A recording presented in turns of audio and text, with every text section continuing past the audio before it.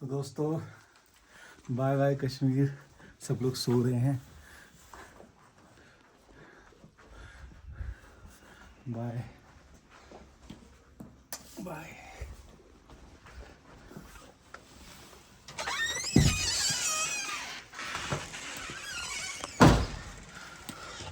पता ही नहीं चला ये टाइम कैसे बीत गया है।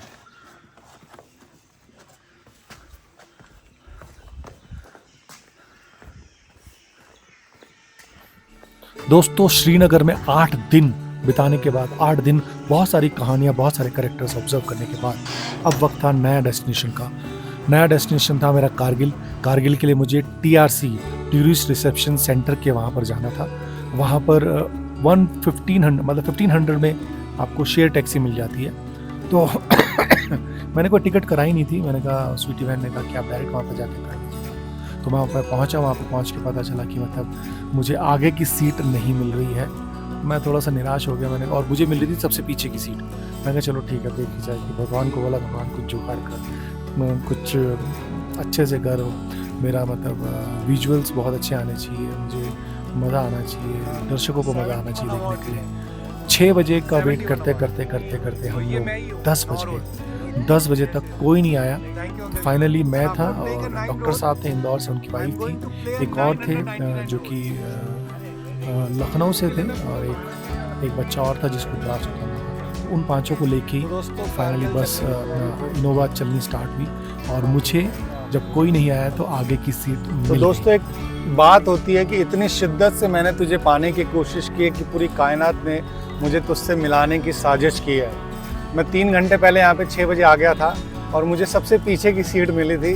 और मैंने कहा था, भगवान मैं ब्लॉगिंग करने निकला हूँ, मैं लोगों को ऑब्जर्व करने निकला हूँ, मैं व्यू दिखाने निकला हूँ, तो मैं पीछे से कैसे दिखाऊंगा। लेकिन पूरी कुदरत ने साजिश की और आगे की सीट मेरे को मिल गई और मैं आगे की सीट में बैठ के आपको पूरा कारगिल तक का सफ़र दिखाऊंगा, कुछ बातें बताऊंगा। और इस यात्रा ग्राम में, इस इनोवा में जो यात्री बैठे हुए हैं, कुछ MP से हैं, ये सर हैं MP से, मैम हैं MP से। इनको मैंने अपनी नवरस के बारे में बताया। सर आप कहाँ से हैं? आप लखनऊ से हैं। बेटा आप कहाँ से हो? कहाँ से? बिहार से। तो आधा हिंदुस्तान इस इनोवा में है जो कि श्रीनगर से जा रहा है कारगिल। भाईजान आप कहाँ से? कारगिल से। अरे वाह। तो देखिए, मिला जुला भारत आपको इस यात्रा में बहुत सारे किस्से सुनाने वाला है, बहुत सारी चीज़ें बताने वाला है। और मेरे पास इस वक्त बहुत सारी डिफरेंट कैरेक्टर है। सर को जानेंगे, हमारे लखनऊ के भाई को जानेंगे और बिहार को जानेंगे। तो सफ़र शुरू करते हैं। थोड़ा सा बाहर निकलते हैं श्रीनगर से। जैसे ही बॉर्डर टच करते हैं हम अपनी बातों का सिलसिला शुरू करते हैं।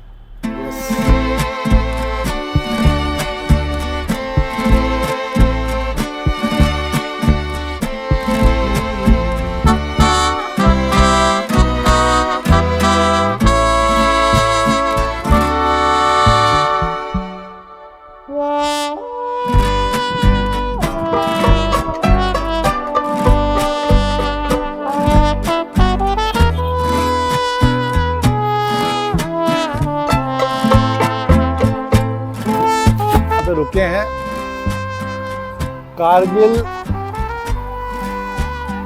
ऑलमोस्ट 200-225 किलोमीटर है। सोनमार्ग आएगा, सोनमार्ग में हम खाना खाएंगे, भोजन करेंगे और हम द्रास होते हुए जाएंगे।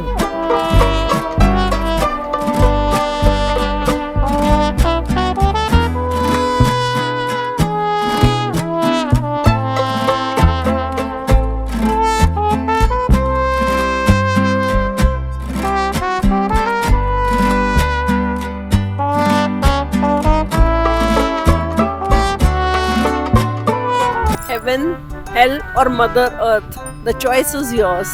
So be cautious, drive safe, drive slow. This is the message. Thank you. देखो मैम ने कितना अच्छा मैसेज दिया है ना। तो आपके ऊपर चॉइस है कि आप क्या लेना चाहते हो। तो प्लीज़ लाइफ को ही चुनो, लाइफ को एंजॉय करो, है ना। राइड को एंजॉय करो, स्पीड को एंजॉय मत करो। Speed is dangerous. तो आपके लिए एक और कोटेशन लेके आई है मैम। एक नया जो पड़ा वो ऐसा है, bro be slow on my curves, literally one has to take care, be slow, take care of your lives, enjoy the ride. Thank you.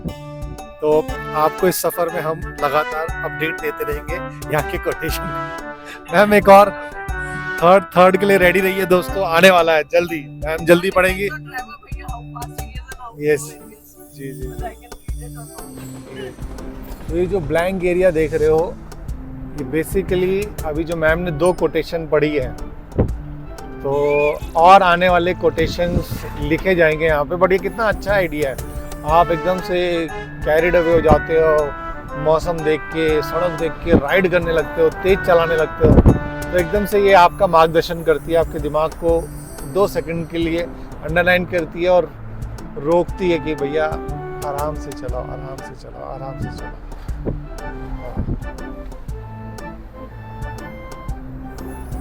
तो जितने भी मेरे फिल्म मेकर भाई हैं, वो लंदन में या कोई भी थ्रिलर फिल्म है प्लान कर रहे हैं लंदन में, स्विट्जरलैंड में या अमेरिका में शूट करने का, वो एक नज़र हमारे ब्लॉग पे डालें और ये लोकेशन देखें।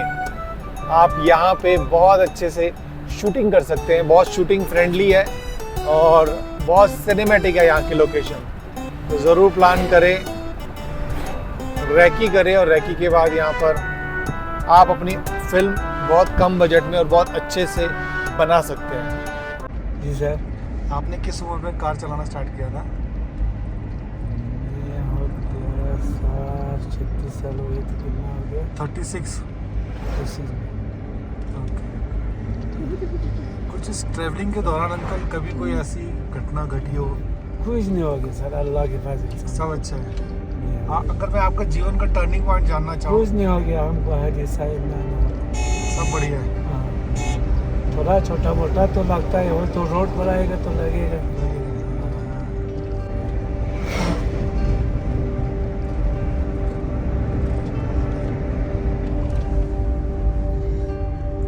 वो देखो दोस्तों, वो है टाइगर हिल, सबसे ऊपर वाला टाइगर हिल है। ये हो गया तोलोनी, ये हो गया तोलोनी। अच्छा, वो टाइगर हिल। हाँ, वो जो टाइगर हिल या तोलोनी। नदी हुई है ना, मेंटेनेंस में रेडी। खुद का स्वास्थ्य मतलब? स्वास्थ्य मतलब थोड़ा सा ये सर्दी खांसी ये अच्छा। इतनी ज्यादा हो जाती थी वहाँ पे ओके ओके कि वो एक्सट्रीम रहता था वो। Okay okay. तो मेरे को डॉक्टर ने सलाह दी थी कि आप तो you better leave the Jamshedpur. अच्छा ओके तो छोड़ के मैं आयशर में आया ओके। और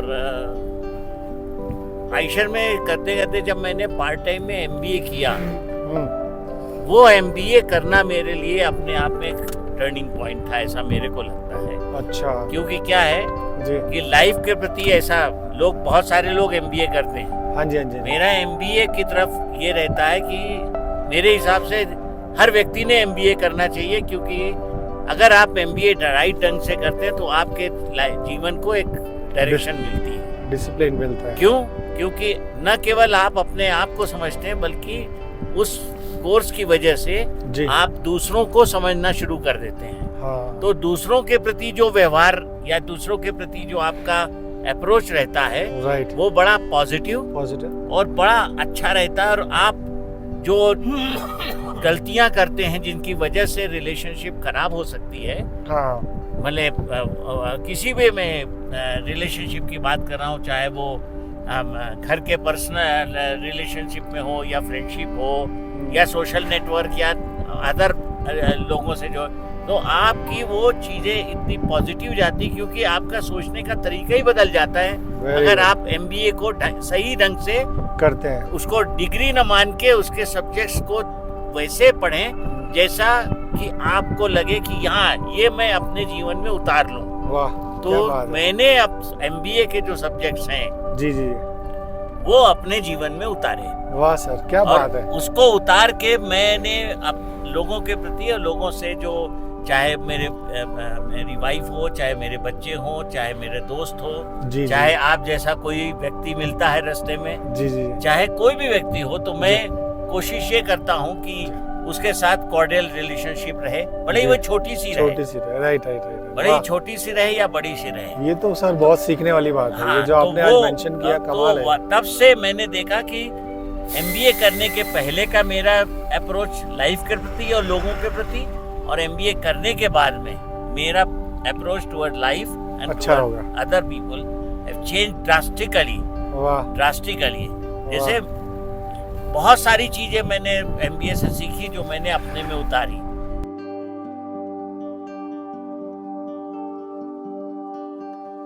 दोस्तों, श्रीनगर से कारगिल की तरफ निकलते ही मुझे एहसास हुआ कि कुछ सफर मंजिल तक पहुंचने के लिए नहीं होते, कुछ सफर आपको खुद से मिलवाने के लिए होते हैं। रोड के दोनों तरफ पहाड़ जैसे सदियों से यही है, खामोश, मगर हर मोड़ पर एक कहानी सुनाते हुए। कभी हरियाली से भरी वादियां, कभी बर्फ से ढकी चोटियां, कभी ऐसे सुनसान पहाड़ जहां लगता है जैसे प्रकृति खुद ध्यान लगाकर बैठी हो। मैं कार की खिड़की के बाहर देख रहा था और सोच रहा था कि जब इतने बड़े पहाड़ हर तूफान के बाद भी सीधे खड़े रह सकते हैं, तो हम तो अपनी जिंदगी में छोटी सी मुश्किलों से क्यों हार मान लेते हैं, क्यों निराश हो जाते हैं, क्यों नो में बिलीव करने लगते हैं, क्यों हम यस में बिलीव नहीं करते, क्यों हम अपने आप को नहीं बोलते होगा होगा होगा होगा, जस्ट बिलीव इन यस, होगा होगा होगा, क्यों नहीं बोलते। नो हमें इतना अट्रैक्ट क्यों करता है। हमें यस को अट्रैक्ट करना चाहिए, यस में बिलीव करना चाहिए। इस यात्रा के हर मोड़ पर मुझे लग रहा था कि जिंदगी भी एक रोड ट्रिप की तरह है, कभी सीधी, कभी टेढ़ी, कभी खतरनाक और कभी बेहद खूबसूरत। जैसे जैसे कारगिल आ रहा था पास में, वैसे वैसे मेरे अंदर एक नई एनर्जी जन्म ले रही थी। मैं कारगिल ऑलमोस्ट पहुंच रहा था, शाम के 6 बज रहे थे और ब्लैक शिप होटल में, वहाँ पे मेरा डोरमेट्री में मैंने उनसे रिक्वेस्ट किया था कि आप मुझे यहाँ पे अकोमोडेशन दीजिए और मैं यहाँ पे बहुत अच्छे से आपकी प्रॉपर्टी को एक्सप्लोर करूँगा और लोगों को बताऊँगा कि कारगिल आए तो आप यहाँ पर रुके। तो उन्होंने को मेरी डील बहुत पसंद आई और मैं अब आने वाले 4 दिन यहाँ पे एक्सप्लोर करने वाला हूँ कारगिल को, कारगिल की कहानियों को, कारगिल के लोगों को, कारगिल की लोकल चीज़ों को, कारगिल की छोटी से छोटी कहानी को एक्सप्लोर करने की कोशिश करूँगा ताकि 999 कैरेक्टर का जो सफ़र मैं ढूंढ रहा हूँ पूरे भारत में, वो मुझे यहाँ पे मिल सके। तो आप देखते रहिए यात्राग्राम रोज सुबह 9:04 पे। अगर आपको हमारी कोशिश, हमारी चीज़ें समझ में आती है तो हमारा हौसला बढ़ाएं, इसको लाइक करें, शेयर करें, कमेंट करें और पूरी दुनिया तक इसको पहुंचाने की कोशिश करें। नवरस कथा कोलाज आपने अभी तक नहीं देखी तो यूट्यूब में मेरे चैनल प्लेलिस्ट में अवेलेबल है, आप फ्री में उसे देख सकते हैं। तो आप प्लीज़ देखिए, सपोर्ट कीजिए, 9 लोगों को फॉरवर्ड कीजिए, 9 लोगों को बताएं नवरस कथा कोलाज के बारे में, ताकि 999 रोल जो मैं करने जा रहा हूँ 2027 में आपको देखने में आनंद आए। भारत माता की जय, जय हिंद।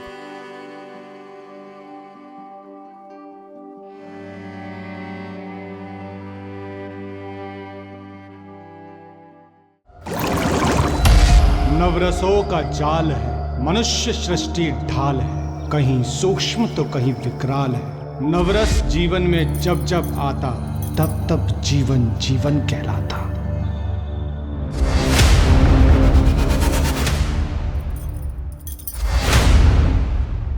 Mm-hmm.